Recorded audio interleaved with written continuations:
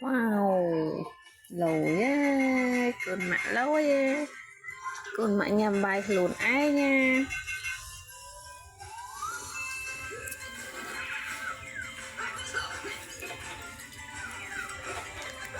Ừ, bài chụp này hả?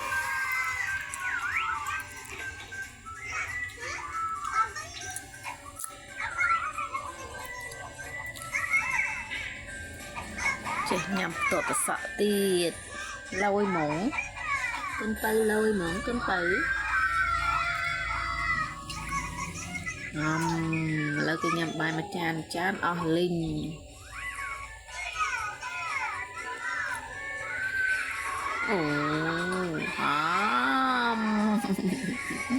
wow wow lồi á ôm ăn hộp ấy chá xiên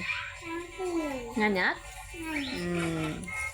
còn lại dây ảo ấy chá chá ta nó nè ồ ta nó tụ cái ó trong cái lên ta thiệt đó nào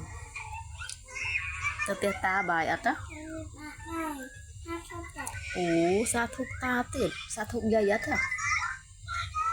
sa thúc dây ắt dạ sa thúc dây thêm mấy thì chăng wow good boy